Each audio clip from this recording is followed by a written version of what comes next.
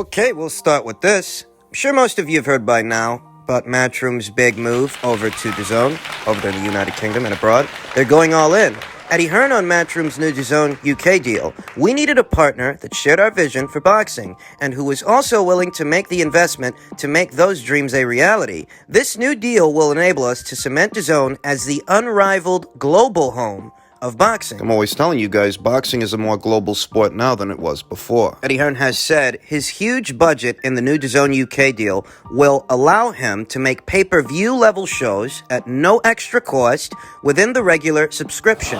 This is tremendous news for fans. We can make big fights, stacked cards, pay-per-view nights as part of the schedule. And he has clarified that Anthony Joshua is not included in the new DAZN UK deal. AJ's Sky deal expires after his next fight. On AJ's promotional deal with him, Hearn said, "Will be an announcement soon. It's an interesting deal that's a major move for all of us." Now I imagine that since Matchroom has gone all in with the people over there at DAZN, and they've got a new deal, a bigger deal, a better deal, their relationship with Sky is over, I imagine that Wasserman Boxing might try to start a relationship with Sky Sports. That just because Sky ain't got Matchroom no more, that don't mean they're out of boxing. Not completely. Sky Sports is still a big network over there.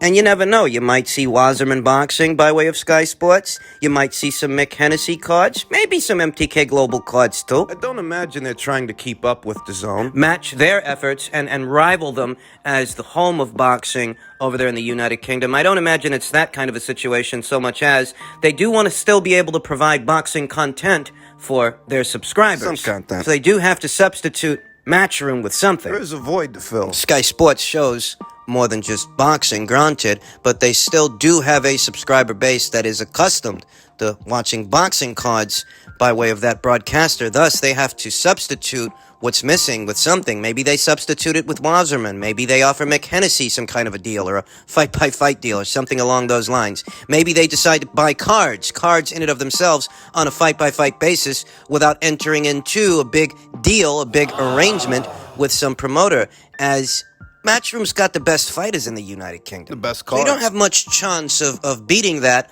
or competing with that with some other smaller promoter over there in the United Kingdom. Thus, the need to enter into a big deal with some other outfit doesn't make any sense. Think about Wasserman. And, you know, the story was when Solon Promotions subsequently became Wasserman Boxing, that they've actually got a lot of juice. They've got a lot of money to play, and they are looking to corner the UK market. They want to make a splash there. And that's all well and good, but you've got to corner the talent. You've got to have the fighters. And in that realm, Matchroom's got all the fighters. They do. And you're going to have a hell of a hard time competing with that over there in the United Kingdom. I mean, we see that Eddie Hearn and Matchroom have outgrown The rivalry with Frank. competing with Queensberry Promotions and BT Sport. They left them in the dust. It's not a competition anymore. It just isn't. I mean, you can look at BT Sport and Queensberry as a domestic outfit attempting to appeal to a domestic audience, not a global one, the way that Matchroom is attempting to appeal to a global audience.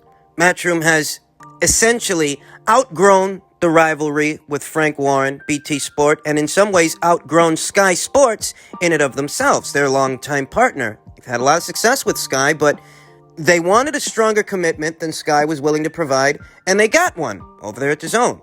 Exciting times moving forward with a bigger budget that makes more things possible moving forward. I don't think that Sky's completely out of boxing. But it ain't going to be the way that it was, and I guess there were signs there of a wavering commitment when the people over there at Sky decided not to pick up the Terrence Crawford versus Kell Brook fight, the Vasyl Lomachenko versus Teofimo Lopez fight, very recently, the Josh Taylor versus Jose Ramirez fight. I mean, you could see that the commitment's wavering a bit. And a lot of people weren't happy about That that. Adam Smith, people over there at Sky, could go as far as picking up Floyd Mayweather Jr. versus Logan Paul, what is not even a real boxing match, it's an exhibition, a circus really. They could go as far as picking that up, but all these other high-quality matches happening abroad, they decided not to pick those up, so that kind of tells you where they were at and their commitment, their investment in the sport of boxing. This is a game changer. And it's a game changer because a bigger budget is more money to play, more money to work, more money to put together shows and finance fights. Finance fighters. It seems that Natasha Jonas can now officially call herself a Matchroom fighter. She took to her social media and said, "The journey continues with Matchroom Boxing, DAZN Boxing. We agree the destination is the belts. Hashtag strap season. Action-packed year ahead for me. Fight news coming soon. Stay tuned and thank you for the support." For those of you that are not aware of this, you might have seen Natasha on Matchroom cards by way of Sky Sports, and if you're in this country, DAZN, you might have saw Natasha fighting under the banner, but she didn't have a deal with them. Whereas now she does, and moving forward, she can officially say she is a Matchroom fighter. Thus, the Matchroom promotional engine and all of its resources by way of DAZN will be at her disposal. Katie Taylor, the undisputed lightweight champion, very abruptly stated, "Fight news is coming soon." I mean, you see that the news is traveling fast and that the news is good. For the illustrious Natasha Jonas, that news could be Natasha moving up to 140, seeing about integrating herself into that division.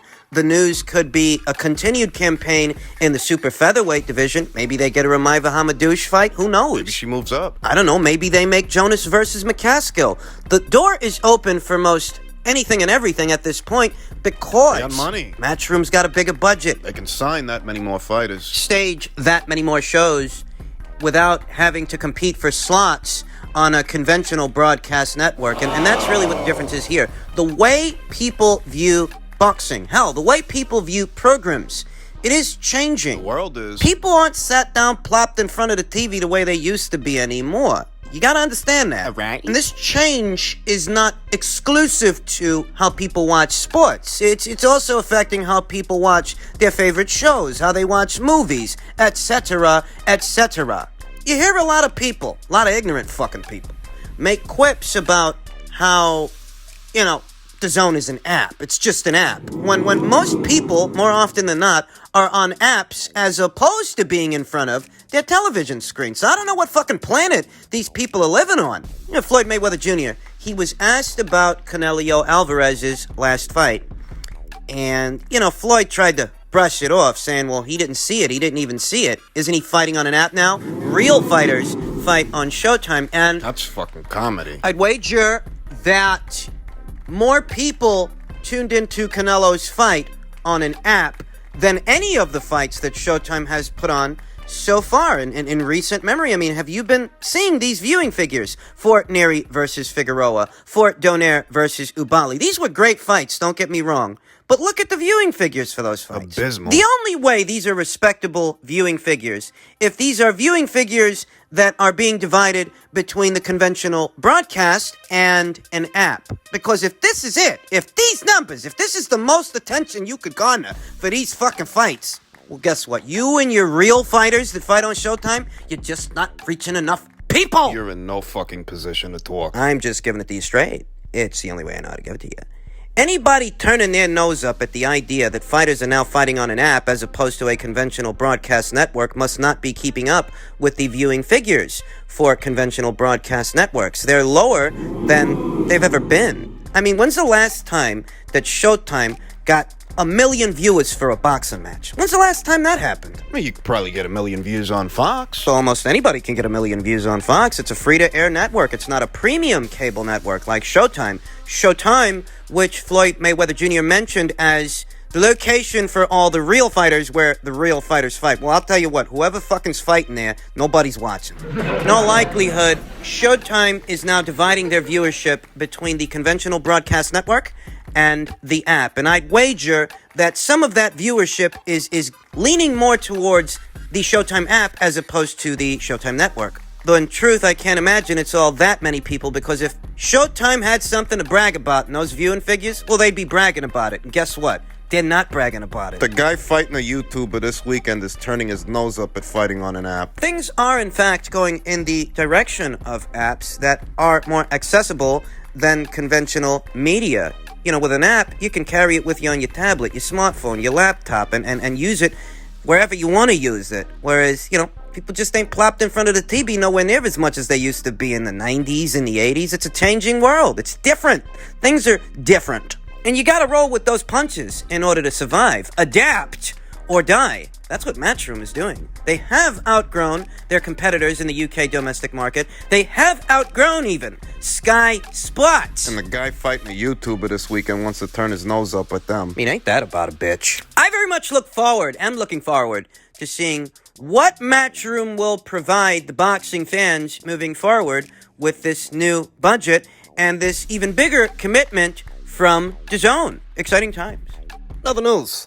Reigning WBO super flyweight champion of Japan, Kazuto Ioka, appears to be under orders to take on Juan Carlos Torres, his mandatory challenger. I find that very interesting because it hasn't been 12 months. No, it's near 12 months since the Kosei Tanaka fight late last year. And if my memory serves me, Kosei Tanaka approached that fight as Kazuto's mandatory challenger, did he not? As Kosei was no ordinary WBO champion moving up in weight. To my knowledge, Kosei was a WBO super champion, meaning he reserves the right to move up in weight and challenge the given champion, the given WBO champion at a given weight, as his mandatory challenger. Something very similar to what we saw when Terence Crawford moved up and challenged Jeff Horn. It's neither here nor there because Kazuto needs a fight. I happen to think Kazuto Ioka needs to get back out there and remind people who he is and what he can do. It seems like the conversation has slowed a bit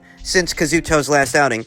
That fight between Kazuto and Kosei, relatively speaking, got more attention, in this part of the world I should say, than what you would expect from a fight between two Japanese super flyweights. I mean, normally, people aren't checking for that stuff, but this time they were. This time, a lot of people got up very early to see what would happen between Kazuto and Kosei. And I'm not telling you that, a record number of people here in the West were checking for the fight. I'm just telling you, when I watched the fight early in the morning, I saw the Facebook live stream numbers for the fight, numbers in the thousands, well into the thousands. People on boxing Twitter, lots of people on boxing Twitter in the West. They were watching the fight, they were talking about the fight, and that's not what you would expect from a Japanese card involving two super flyweights as the main event. No. Those fights don't normally get much of any attention here in America, but this one did. Kazuto needs to build on that momentum because the super flyweight division is a hot division right now. There's supposed to be a third fight between Chocolatito and Juan Francisco Estrada. I want to see Kazuto be a part of that conversation. I want to see this division unified. It being that Sor Rungvisai has been elevated to WBC champion. Juan Francisco Estrada is now the super flyweight division's franchise champion, though he is in possession of the WBA title, the full title. This division is a hot division, but it's also a division that needs consolidation. And I want to see Kazuto be a part of that conversation, those conversations, those fights with those fighters. Seems like the momentum, the buzz from the Kosei Tanaka fight has dissipated, like people have forgotten about this guy. He needs to get back out there, beat somebody up, and remind people who he is and what he can do. We got enough trouble trying to get Jerwin Ancajas to fight somebody with a fucking pulse. I don't want to see Kazuto Ioka, on the heels of this big win, become the proverbial odd man out in the super flyweight division the same way that Jerwin is the odd man out.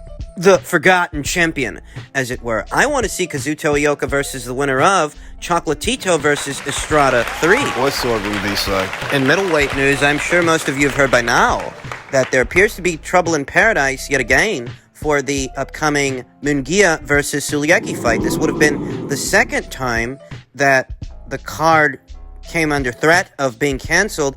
The reports aren't confirmed. We don't know with an absolute certitude that the fight is on or off. There's a rather nasty rumor out there circulating that Sulecki's pulling out on Munguia so that he can fight Gennady Golovkin. That is not confirmed. Because if it were, we would have heard about it by now by way of Matchroom, which still promotes Gennady Golovkin. We would have gotten some kind of an official announcement.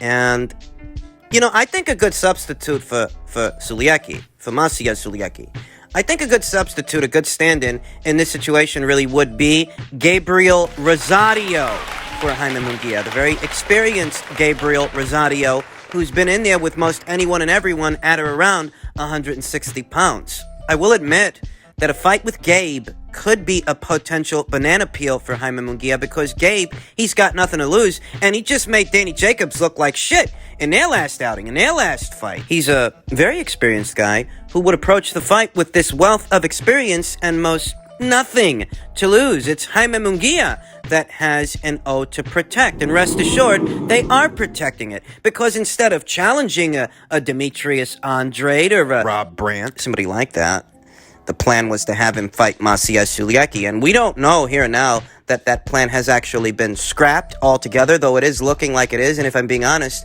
that would not surprise me. That Maciej Sulecki might be pulling out on Jaime to take on Gennady. Yeah, I could see that happening. And I could see that happening because, well, maybe he stands to make more money fighting Gennady Golovkin than fighting Jaime Munguia. Both fights are fights that he stands a chance of losing, but one pays you better, so that's the one you go with. Wouldn't surprise me. I think that Maciej Sulecki stands the same chance of losing to Jaime that he stands losing to Gennady Golovkin. I think Maciej Sulecki's got a good straight 1-2, good speed in those hands.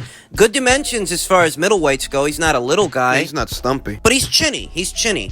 And I feel, if Jaime lands clean on this guy goes down. And the same applies to Gennady Golovkin. If Gennady Golovkin lands clean on this guy goes down. Gennady appears to be biding his time en route to what's supposed to be a Ryota-Murata unification match at the end of this year, set to go down in the land of the rising sun in the Far East. They have agreed in principle to fight on New Year's Eve, the week of New Year's Eve, and he needs somebody to fight, but not someone so risky that he'd be in over his head and it would, jeopardize the Murata fight. That someone could very well be Maciej Sulecki. It wouldn't surprise me. Maciej, who you can consider a step up from Camille Zeremata, a step up from Steve Rolls. It's a step up from those kinds of guys, those kinds of fighters, but it's still a cut below what you want to see from Gennady. That, why don't you just fight Demetrius Andrade and get it the fuck over with?